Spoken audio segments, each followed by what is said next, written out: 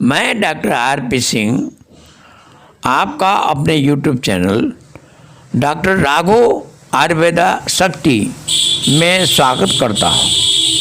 व्यक्ति के प्रकृति और कई कारणों के आधार पर चिकित्सा पद्धति निर्धारित की जाती है, इसलिए उचित औषधि और रोग के निदान हेतु उपयुक्त चीज़ों पर अवश्य विचार करें।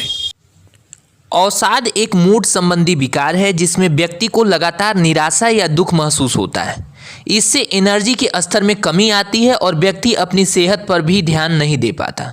अवसाद की वजह से रोजमर्रा के कार्यों को करने में भी दिक्कत आती है। वर्तमान समय में लगभग 80% अवसाद से ग्रस्त लोग इलाज नहीं करवाते हैं और कुछ जगहों पर तो अवसाद को एक सामाजिक कलंक के रूप में देखा जाता है। आयुर्वेद में दिमाग से संबंधित विकारों को प्रमुख महत्व दिया गया है। आयुर्वेद में अवसाद या अवसाद की स्थिति को मानसिक व्याधि और मानसिक भाव बताया गया है। मानसिक तनाव के इलाज के लिए आयुर्वेदिक उपचार जैसे कि शिरोधरा, वमन, रसायन का प्रयोग किया जाता है। ये विषाक्त पदार्थों को बाहर निकालते हैं और दिमाग को आराम पहुंचाते हैं। आयुर्वेदिक जड़ी बूटियों जैसे कि अश्वगंधा, वच, अष्टमधु, ब्राह्मी, शतावरी के साथ आयुर्वेदिक औषधियाँ जैसे कि शाश्वतरारिष्ट और चंदनासन से अवसाद का इलाज किया जाता है। इसके साथ ही अवसाद की समस्या को बेहतर तरीके से नियंत्रित करने के लिए योग की मदद भी ली जाती है। आयुर्वेद के अनुसार खान पान में कुछ बदलाव जैसे कि आहार में साबुत खाद्य पदार्थों, ताज़ी सब्जियों को शामिल कर अवसाद को नियंत्रित किया जा सकता है। इसके अलावा मांसाहारी भोजन और डिब्बा बंद खाना खाने से बचें। इस तरह अवसाद को बेहतर तरीके से नियंत्रित करके संपूर्ण सेहत में सुधार लाया जा सकता है। आयुर्वेदिक सिद्धांत के अनुसार मानसिक दोष, पाचन अग्नि, ज्ञानेंद्रिय, शारीरिक दोष और ओजस जैसे कारक अवसाद के इलाज में महत्वपूर्ण भूमिका निभाते हैं। डिप्रेशन को विभिन्न प्रकार में वर्गीकृत किया गया है जैसे कि कम या सौम्य डिप्रेशन, प्रमुख डिप्रेशन, मौसम से प्रभावित विकार, मैनिक डिप्रेशन और डिस्थीमिया या क्रोनिक डिप्रेशन। शिक्षा या आर्थिक समस्या, किसी लंबी बीमारी जैसे कि डायबिटीज और कैंसर के कारण अवसाद हो सकता है। आयुर्वेद के अनुसार वात या कफ दोष के असंतुलित होने के कारण डिप्रेशन हो सकता है। डिप्रेशन से ग्रस्त व्यक्ति में असिद्धि, भय, चित्तोद्वेग, अवसाद, दुखिता, मन का भटकना और विषण जैसे कुछ मानसिक लक्षण नजर आते हैं। त्वक परिदात यानी त्वचा में जलन महसूस होना, थकान, रोंगटे खड़े होना, बहुत ज़्यादा पसीना आना, कांपना, मुंह का सूखना जैसे कुछ शारीरिक लक्षण डिप्रेशन से ग्रस्त व्यक्तियों में देखे जाते हैं। डिप्रेशन को नियंत्रित करने के लिए आयुर्वेदिक चिकित्सक समाधि, स्मृति, धैर्य और विज्ञान की सलाह देते हैं। इसके अलावा ज्ञान बांटने, हर्षण यानी उत्साह बढ़ाने, परामर्श की मदद से भी डिप्रेशन को नियंत्रित करने में मदद मिल सकती है। डिप्रेशन के लक्षणों में सुधार के लिए शिरोधरा, विरेचन, बस्ती और अन्य चिकित्साओं के साथ औषधीय तेलों एवं मिश्रण की सलाह दी जाती है। जड़ी बूटियों जैसे कि ब्राह्मी, अश्वगंधा और शतावरी दिमाग को शक्ति प्रदान करने का कार्य करती हैं और अवसाद को नियंत्रित करने में मदद करती हैं। अवसाद के लिए आयुर्वेदिक इलाज में पहला है शिरोधारा। शिरोधारा पंचकर्म चिकित्सा का एक हिस्सा है जिसका प्रयोग दिमाग, नाक, कान और आँखों से संबंधित रोगों के इलाज में किया जाता है। शिरोधारा से अवसाद के लक्षणों जैसे कि अत्यधिक पसीना आना, अनिद्रा का इलाज किया जाता है। इस प्रक्रिया में गर्म औषधीय तेल को सिर के ऊपर से डाला जाता है। इससे व्यक्ति को आराम एवं दिव्य एहसास की अनुभूति होती है। थेरेपी के दौरान बेहतर इलाज के लिए हल्के रंगों, खुशबू और अगरबत्ती एवं मन को शांति देने वाले संगीत का प्रयोग कर आनंददायक और शांत वातावरण बनाया जाता है। अवसाद से ग्रस्त व्यक्ति पर शिरोधारा में प्रमुख तौर पर छाछ का इस्तेमाल किया जाता है। अवसाद के इलाज में औषधीय तेलों से सिरो अव्यंग करने की सलाह भी दी जाती है। अगला है शोधन यानी शुद्धिकरण। अवसाद से ग्रस्त व्यक्ति में निम्नलिखित शोधन उपचार की सलाह दी जाती है जिसमें पहला है नाश्य। अवसाद के इलाज के लिए नाश्य कर्म में तीक्ष्ण गुणों से युक्त जड़ी बूटियों को हिंगु घृत और पंचगव्य घृत दिया जाता है। आयुर्वेद में अवसाद के इलाज के लिए नाश्य कर्म की सलाह दी जाती है। सिर और इंद्रियों को प्रभावित करने वाले रोगों जैसे कि ऐंठन, लकवा, बोलने से संबंधित विकार, माइग्रेन और अवसाद से राहत पाने में नाश्य कर्म मदद कर सकता है। सिर और इंद्रियों को मजबूती देने के लिए भी नाश्य थेरेपी का प्रयोग किया जाता है। दूसरा है वमन। वमन पेट से अमा और नाड़ियों से बलगम को बाहर निकालने में मदद करती है। ये सिर और साइनस रोगों, उन्माद, जी मचलना और सांस लेने में दिक्कत की समस्या से ग्रस्त व्यक्तियों को वमन क्रिया से राहत मिलती है। अवसाद के इलाज में पंचगव्य घृत के साथ स्नेहपान की पूरी प्रक्रिया होने के बाद नेनुआ का प्रयोग कर वमन कर्म की सलाह दी जाती है।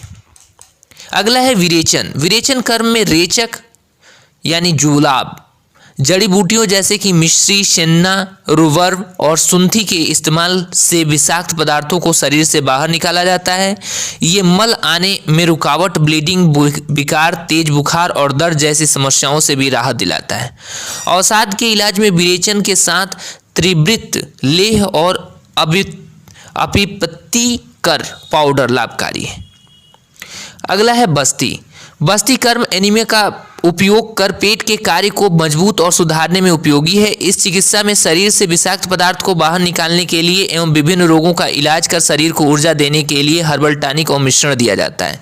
कई मानसिक विकारों जैसे कि अल्जाइमर, इंद्रियों से जुड़े विकार, मानसिक मंदता और अवसाद को नियंत्रित करने के लिए बस्ती का प्रयोग किया जाता है। अवसाद से ग्रस्त व्यक्ति को विशेष तौर पर यपन बस्ती का सूप, मांस का सूप, दूध और अन्य सामग्रियों से युक्त औषधि एनिमा और सिरोबस्ती यानी सिर के तेल चिकित्सा की सलाह दी जाती है। अगला है रसायन। रसायन जड़ी बूटियों का प्रयोग शरीर को ऊर्जा देने, वायु बढ़ाने और जीवन के स्तर को बेहतर करने के लिए किया जाता है। रोग प्रतिरोधक शक्ति से सुधार एवं इसे बढ़ाने और एंडोक्राइन, मानसिक और स्नायुविक प्रणाली के कार्यों को संतुलित करने के लिए चिकित्सा में रसायन का इस्तेमाल किया जाता है। अवसाद से ग्रस्त व्यक्ति शिलाजीत रसायन कल्प, ब्राह्मी घृत, पंचगत घृत और अमलकी रसायन कल्प का इस्तेमाल रसायन के तौर पर किया जाता है। अवसाद की जड़ी बूटियों में पहला है अश्वगंधा।